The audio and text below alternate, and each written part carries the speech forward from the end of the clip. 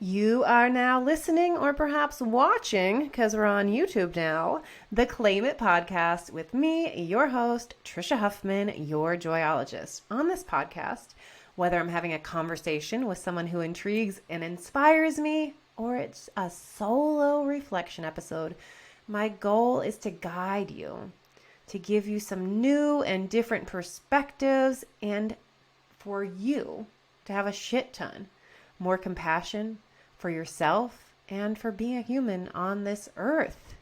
Because being a human is both hard and it is magical.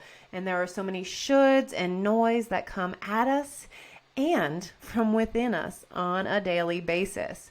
I want you to lock deeper into self-confidence, self-trust, so that you are lit up by who you are, what you are doing, and how you are doing it, and that you stop stealing joy from yourself, stop judging yourself for who you are and what you want and what brings you joy, and that you see that you can claim your joy, your worth, your value in the now. It's not out there somewhere in some magical job or income status or relationship or whatever it may be. So that's why I do this podcast. If you enjoy listening to it, please subscribe and leave a review. And speaking of reviews, OMG, my first book, F the Shoulds, Do the Wants, Get Clear on Who You Are, What You Want, and Why You Want It. It's almost this baby's 1 year anniversary of being out into the world. It came out May 10th, 2022. And I am hoping to get 100 reviews on Amazon and Goodreads by May 10th. I think we're at 84 and 86. When I checked today, we can do it. And you could be one of those people that is getting me to 100. So if you haven't yet, go to Amazon and or Goodreads and leave a review. Go to, pull up F the Shoulds, Do the Wants. The book comes up. Leave a review. It doesn't have to be like the most heartfelt review ever. I think even just like leaving a star review counts as a review, but I would love your words, of course. And even if it's just, this book supports me. This book made me think. This book changed my life. That'd be great. But really, reviews matter. They're not just awesome for me to read, whether it's for the podcast or the book. You read reviews when you go to check out a restaurant or, ooh, do I want to buy this shirt? How does it fit? Whatever. So reviews also help future readers and listeners to be like, yeah, okay, I want to try that out. And they also boost the algorithms so the podcast and book or whatever it is you're reviewing, gets placed into, oh, you're interested in this, you might also interest this. And it also shows my publisher that people not only bought the book, that they enjoyed it, that it made a difference, that my words and writing are making a difference in someone's life out in the world. And so that could lead to more books, which I really, I don't plan on writing one book. I have so many ideas percolating that I am getting to work at creating right now. So anyway, please go leave a review for the book, F the Shoulds, Do the Wants. Thank you so much. All right. Since this is like the anniversary episode, I am going to talk a little bit about the book and some topics. And the book came out a year ago, which seems like a long time ago and also soon. I still almost weekly am doing interviews for other people for their podcasts and stuff. And so people are regularly asking me, oh, about this book. Why did you write this book? What is this book about? Blah, blah, blah. Let's dive deeper into this and that.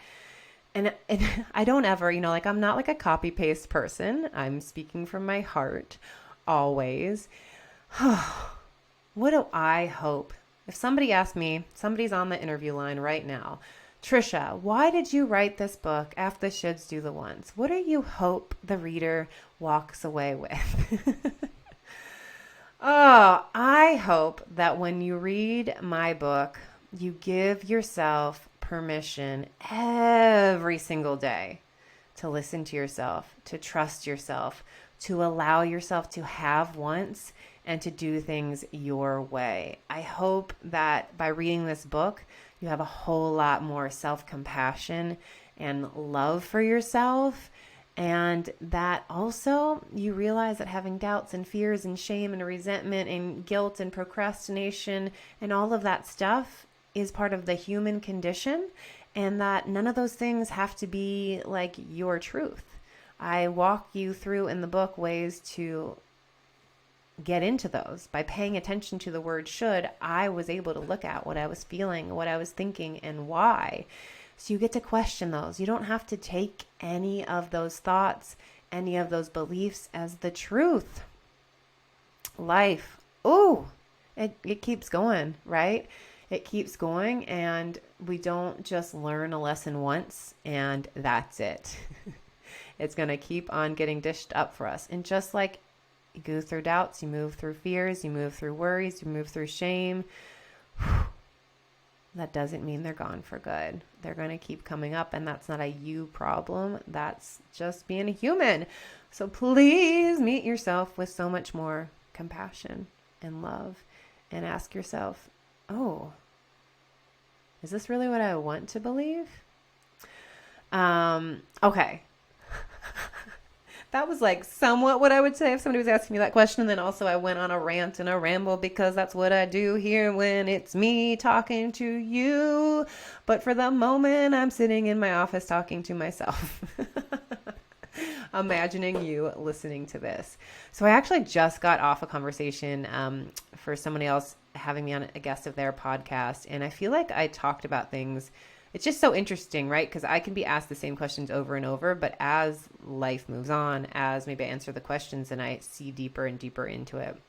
And one thing that I've been realizing, my answer has been, I wouldn't say shifting, but opening more up into is oftentimes, people are like, well, what led you to write this book? Where did this come from?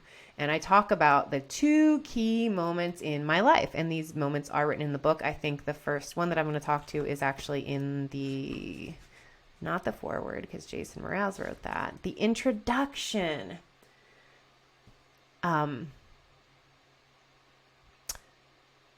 So in the introduction, I'm still like, am I saying the right word?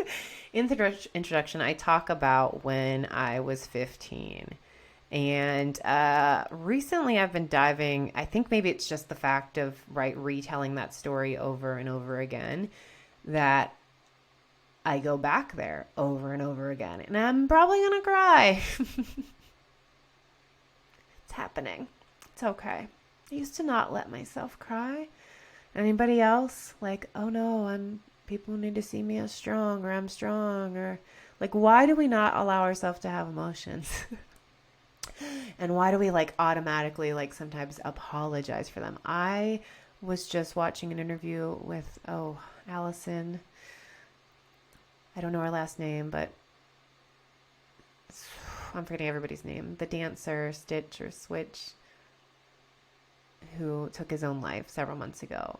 And she finally was doing an interview talking about this loss. And again, it's not her fault, but she started to, in this conversation of how her and her children have moved forward, she got emotional and started crying. And her natural response was, I'm sorry. And I just wanted to jump through the screen and hug her and be like, oh, don't be sorry for crying. And I know she's not. That's just our natural reaction, right? So ever since my dad died, and I had a really hard time crying, and I felt it coming, and I had to do a lot of work to let myself cry. Was seriously sitting in the funeral home after the funeral, it's okay, let it out. I know that I need to cry. Let it out. Let it out. Nobody was even in there anymore, but I was fighting myself on letting these tears come.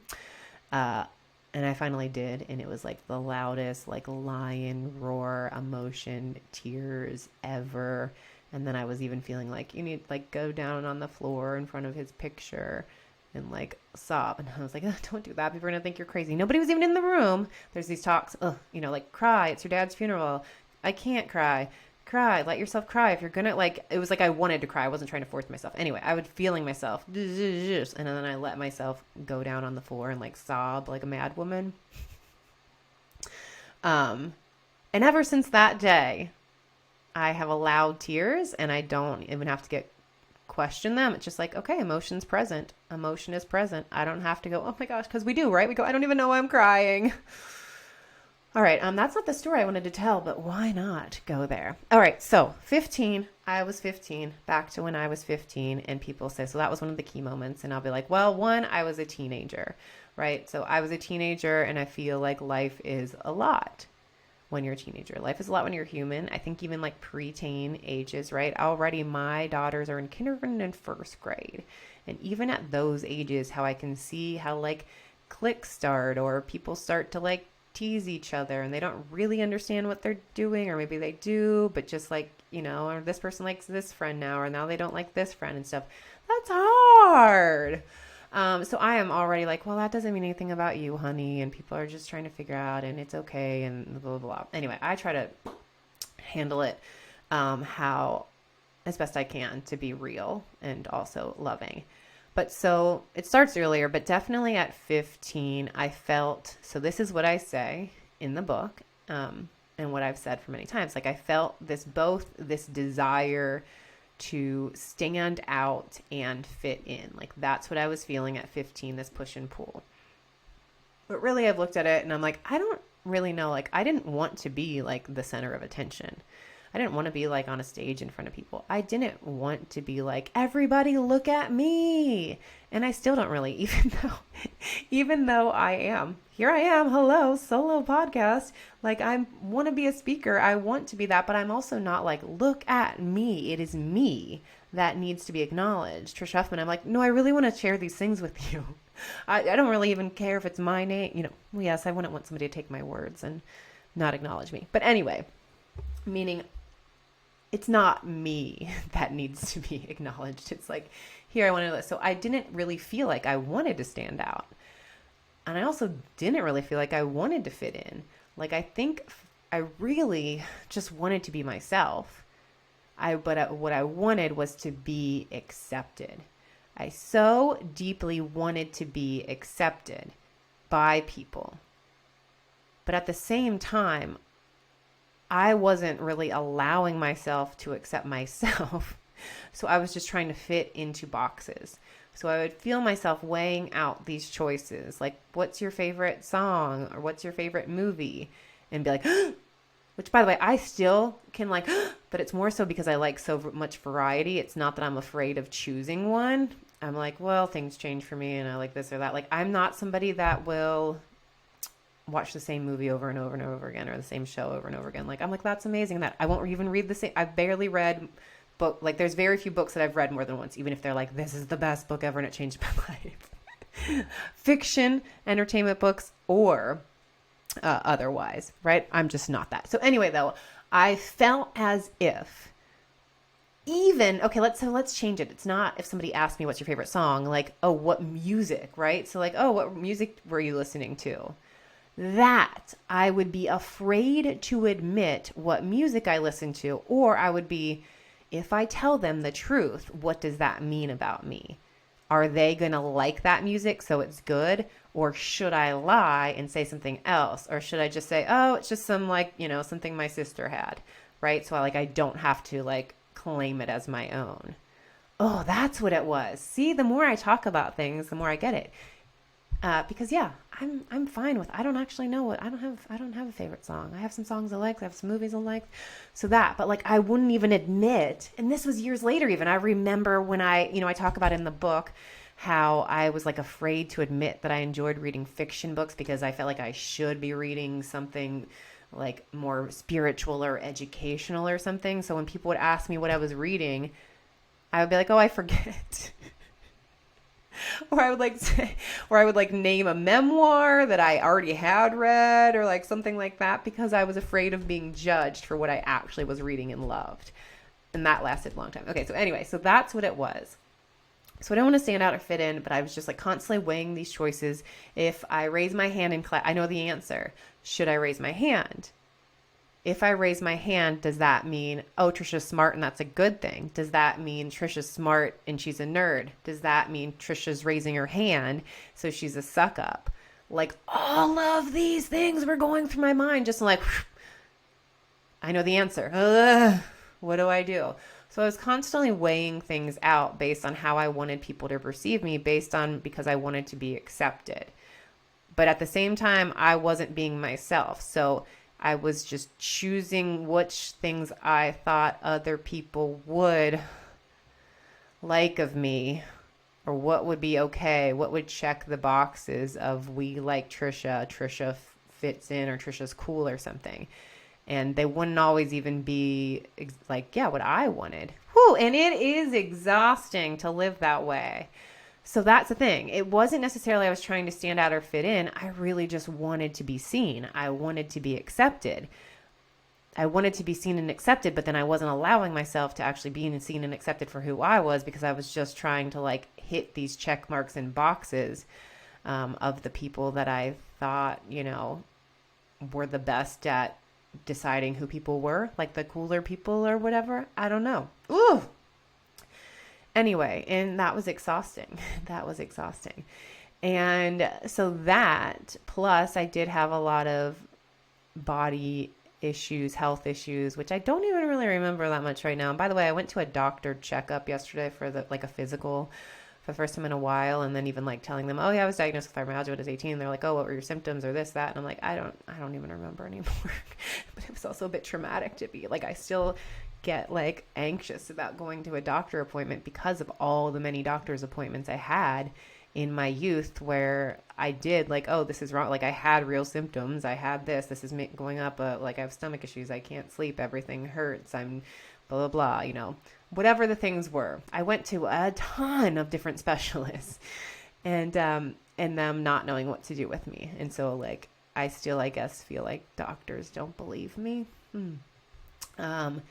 Anyway, so I had physical stuff, and also because of that, it felt like my mom, it's frustrating. So my mom did do everything. She was a nurse and would probably had to call out so many times to take, when I was a kid to go pick me up from school, and then taking me to all these appointments, taking me to a chiropractor when I used to struggle with migraines, making me whatever food I wanted. I wasn't like that spoiled, but I do feel like, even though I had a lot of friends, when I missed school, nobody really, I guess they just got used to me missing school, because it didn't also feel like people cared that I wasn't there, and that did not feel good. I had a lot of friends, but I think they were like, yeah, they weren't like the deepest friendships. And so you people out there that do have those amazing deep friendships, and you had them since you were like young, oh, love it for you. Love it for you. Let's like start deeper friendships. Let's start on whatever age you're at, but especially like younger. How do we do that? Let me find somebody to talk to on the podcast for like building deep friendships early in life. But I think we're all unique people. We're all unique people. So I did have some really great friendships. I have amazing friends from back then. But yeah, I think we're all just different people. Anyway, felt lost, felt alone, even though I was technically with the cool kids, all of that stuff. So that was that moment. So I almost, something very small set me off, and I almost ended my life. I thought about it very often, and so I had this small thing that just really set me off, and I was like, this is it. This is it.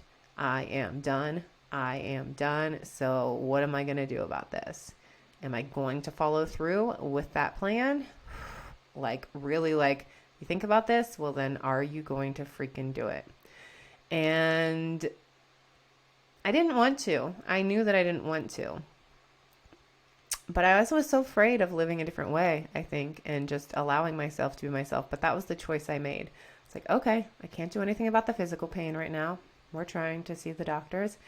But what if I stopped caring so much about what other people thought about me? Like I don't know the language I had, but I knew I knew that I was making my life so much harder for myself. So much harder for myself by weighing out all of these things. And so I was basically like, from now on, let's try life where you care more about what you think. So like, than what other people think. So let's stop with like lying about what you're listening to and enjoying, which obviously, like I said, I just realized that many, many, many, many years later, I was doing that with books. Because again, we're humans and we fall back into these things.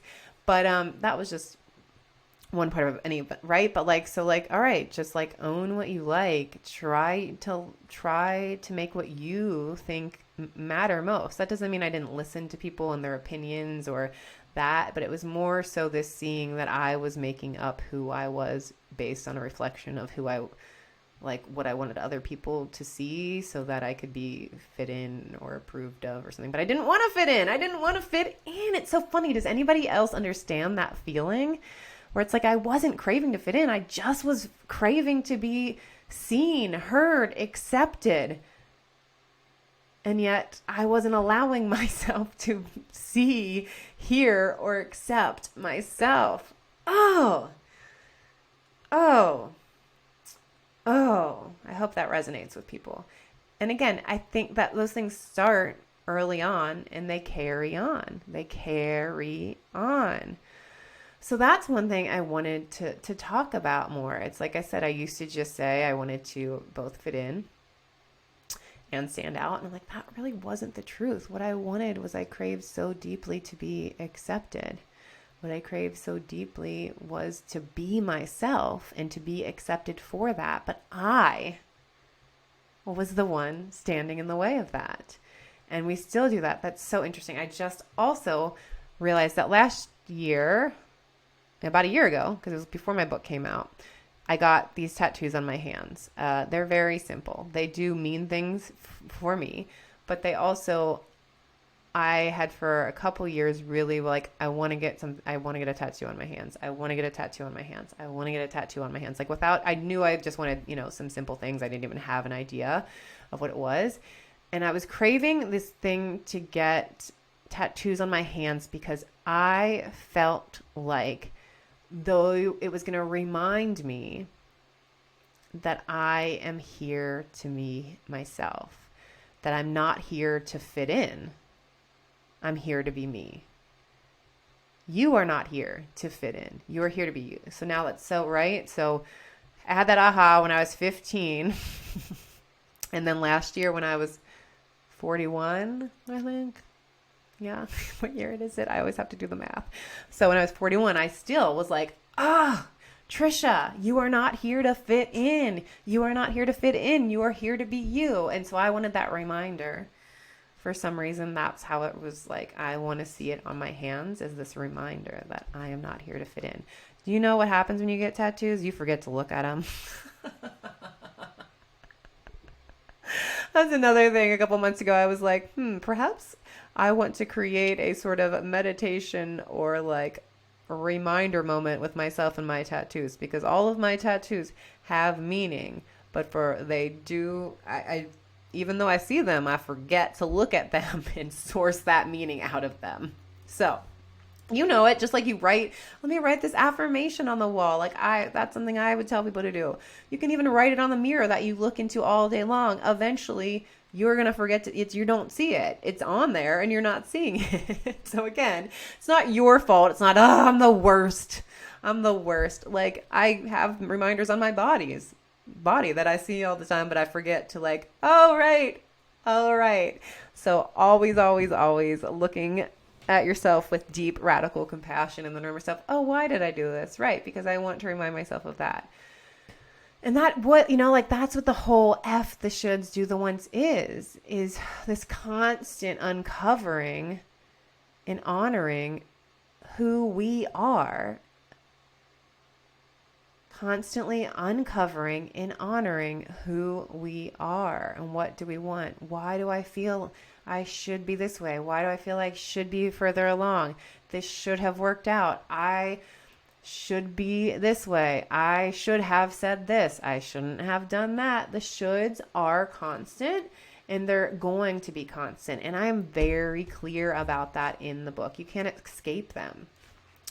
But you don't have to make peace with them, right? So I then say, I use shoulds now as like a flashing yield sign. So when I hear a should, when I see a should, when I feel a should, then it's reminding myself, I have a choice here. I don't have to do that. Because when you get the shoulds, it feels like it's like more pressure. What should I do? You should do this. You should eat this. This is the answer. This is the right way. This is the right way. This is the best way. This is what you do. And instead of seeing that that's the best way, that's the right way, this is what you should do, it's, do I want to do that? Do I want to eat that? Do I want to wear that? Why do I want to? So it has you coming back to and checking in with you, the you of this moment, and being aligned to that. And by doing this constantly, you really do start to really listen to yourself and trust yourself. That's something I've also, that's come up several times this year, is my first career was a professional sound engineer. Like, I am a professional listener. Right? So what that would be is a lot of times, so I would have this console, sound console, right? And it had, I think it would go up to like 52 inputs, depending on the size of the band and how many instruments and singers there were, how many inputs you have. But sometimes it would be like 48 channels. Kick drum, snare drum, mic, every mic drum is cymbals. Each keyboard has its own inputs, left and right. A guitar mic, every singer. There's so many. So it's inputs, instruments. Every time that there's a microphone or something, instruments. And then I was responsible for mixing those. If you're out in the audience, there is a front of house person that is mixing for the audience. So they take all of those inputs and they mix for the audience, for you to hear. And you're like, oh, this sounds so good. Or you're like, oh, I can't hear that. I chose to be the person on stage, the monitor engineer. So I had all of those inputs, and then I created a mix for every single person on stage. The lead singer, the drummer, the bass player, the background singer, the horn player, etc. They each have their own mix with those instruments, which helps them perform better, right? So the bass player needs more kick drum to stay in beat. The singers want to make sure, obviously, they're hearing the lead singer very well, but then they want to also hear themselves, and they need some, rhythm. Like, everybody usually gets a little bit of everybody else, but everybody's mix is different. Professional listener. So mixing all of these instruments, and also needing to intuit.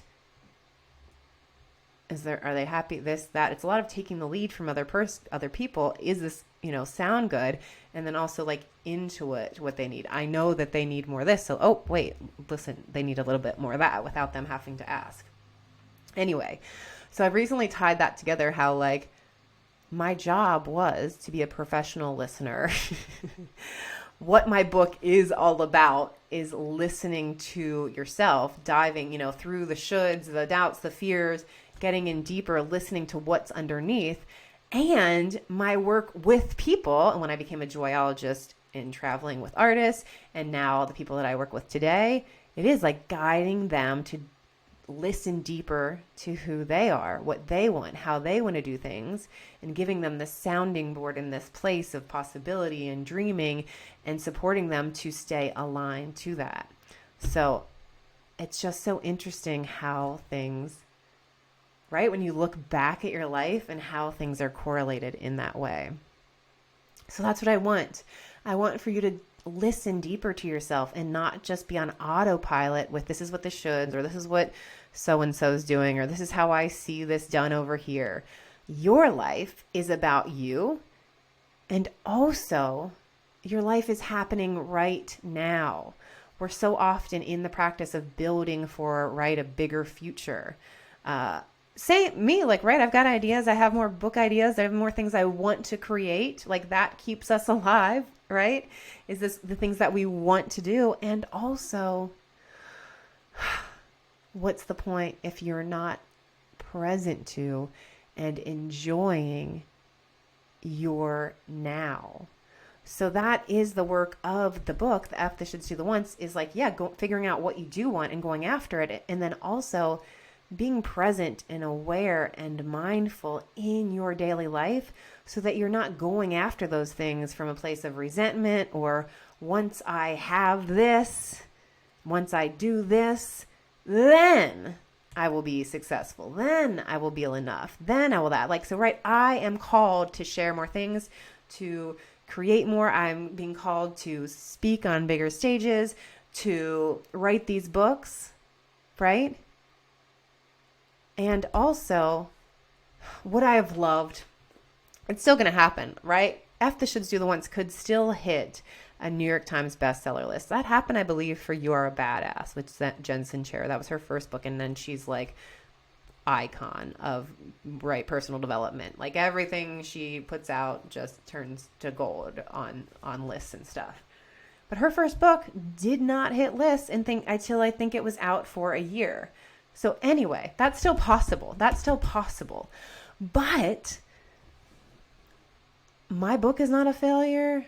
I'm not a failure because it didn't hit my like dream goal for it, right? That's the thing. We can't be like putting like, I feel successful, I feel fulfilled, I feel enough on a daily basis because I'm doing that stuff on a daily basis. And that's not because everything goes right in my life and is easy. Nope. So many freaking challenges in my life, and I have such an amazing life, right? So while things are not going absolutely amazing, here you go, everything is granted for you, how can you still be showing up and feel connected to fulfillment, feel successful, feel worthy, feel enough? And it's in being aligned. And what is alignment? It is that you feel good about who you are, what you're doing, why you're doing it, and how you're doing it. Even if it's not like, right, this didn't reach the list. My numbers might not be as big as I would dream and hope. And also, I'm so proud of myself. It is a success. I am a success. I do feel fulfilled and want it to serve more people. And I want to create more to wake more people up to these different things and concepts and go deeper with things, right? So of course there's going to be a wanting of more, perhaps. Not always, right? You're also allowed to be freaking content with where you are. I think that's also part of the world society. People are often like, oh, what's next, right? Graduate high school, what's next? Going to college. You're in college, what's next? You're at a job. Oh, what's next? What's next? What's next? It's a point of conversation. But a lot of our points of conversation that have been used for eons aren't really productive, and it then puts in the pressure as, I guess I'm not enough where I am. I guess we're not just allowed to be happy and content with what we're doing unless we are not focused on what is next, whether that's the next vacation or the next, concert you're going to, or the next, job or whatever project that you're working on, or whatever the thing is, right? Like, allow yourself to be content in your life and where you are and what you're doing. And maybe that's where you're going to stay. Maybe eventually you will want some trickle of something else. Good for you. What really comes down to it is a day-to-day basis of, am I content with my life choices, with who I am, right? Even if you're like, you're you're on the path to changing things, then it's like you still feel differently while things are shifting, while things are harder, because you know that you're making the choices that are going to be serving current you and future you, if that makes sense. So one more time, it's not about what your life looks like. It's how your choices feel to you. And even while you are working on growing, expanding, making moves in the world and in your life, please remember to connect with feeling fulfilled today. Please remember that you're enough right now as you are. Please remember that this is your life and it's happening now, and it might not happen forever, because that was the second point that drove me to this book, was when my dad died suddenly. That's the reality. It woke me up. I wanted to shake people and remind them a lot of life is hard. It's not always fair. And what are you doing to make your life harder by not doing things that you actually want? By saying yes to things because you think that's the right thing to do, or that what makes you a good person, but it actually isn't serving you. It isn't aligned. And obviously I go deeper to all of this stuff in my book. F the shoulds, do the wants. And I saw that was it. So my dad passed away suddenly, saw that, but I also got to see that for years I had been around for like over a decade at that point. I had been side of stage, backstage, on tour buses, traveling the world, side stage, recording studios, all sorts of things with all varieties of people who were living the dream life, that when we see those people out in the world, we think that's it. They are living their lives. And they were, and oftentimes they still were unhappy and miserable and not enjoying it. So please stop putting off your joy. I also remembered while I was talking about my own, like the book and success and bestseller list, this week I got emails from 2 fellow authors whose platforms are much bigger than mine, and their books came out a couple weeks to months before mine, and both of those were writing these emails about how sort of disappointed they were. They were being open and honest, and how disappointed they were with what they thought was going to happen. Like, they were like, now that I have this book out there, my life is going to change, and it's going to be like this, and everything is going to open up, right? Because we all want that. We all want that our books blow up and become on every talk show and this and that. And by the way, the fact that they're not doesn't mean that our books aren't good. It's a lot of people paying for press that gets there. It's a lot of luck. There's a lot of amazing books out there also too. So it's not as if, that person didn't deserve it and I did. There's just a lot out there. But because of how I have already been very aware of my life and all of the things that I share in this book and all the work that I've done myself and with other people, and again, seeing it firsthand from the people that have it all, yes, I've wanted more for my book and want bigger. And I still do, but nothing was failure, and I wasn't disappointed. And yes, I was hoping now that this book is out in the world, it's going to open all of these doors, and everyone's just going to be like, Trisha, walk right in. Oh, you want to speak on our stages? Here you go. And it's not like that, but that doesn't mean that my book isn't worthwhile or that I'm worthwhile. So it was an interesting thing to see, like, oh, my heart broke for those people, but also like they got it now. They have this experience of, oh, right. It's not my feelings of being enough, worthy, successful are not in my achievements.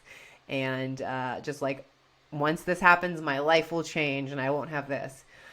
It's not. And oftentimes when you do that work, and even when to like, if that had happened for those authors or for me, like the book becomes the biggest thing. It's everywhere. You're in all the things. And I did hear, from somebody too that had this, that, oh, I thought life got easier once everything that I wanted in my dreams came true. No, a lot of times it becomes more complicated. There's more people wanting things from you who have to make, more choices. And so again, that's why living this very mindful way of F the shoulds, do the wants is life changing. And you need to do it every single day to be able to show up for your life from this place of, yes, I do want to do that. This is why, and choosing, to make the best choices for you. And that does mean having to say no to things so you don't get burnt out or whatever. Or besides burned out, there's lots of other things. Just like, there's a lot that comes with it. So like, please stop putting off your joy and your feelings of being enough or worthy and all of that, because, one day, once I have this, then it will. I hope that when you do achieve the things you want to, you're going to feel great, right?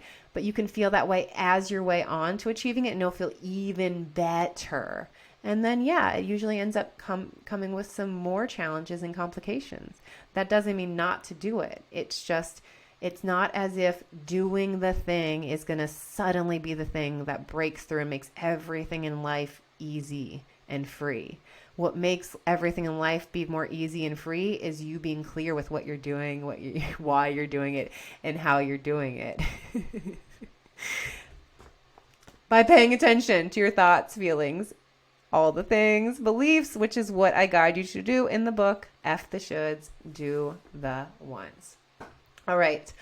I am so grateful for you. I am so grateful for every review that has already been left. Again, nudge, nudge, nudge, whenever you listen to this episode, to go drop a review for F the Shoulds Do the Wants on Amazon, on Goodreads, also for this podcast. Leave a review, and I still send out gifts. If you guys leave a review for the podcast, screenshot it, send it to podcast@yourjoyologist.com, and I will send you a gift from my shop. The products are going away.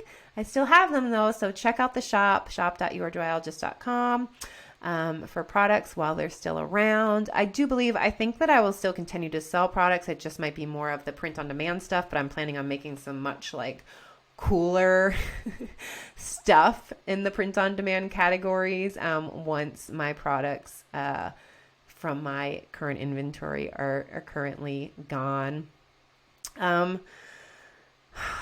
You're here to be you. You are here to be you. You are not here to fit in. Do the work on accepting yourself every single day instead of looking for that acceptance outside of you.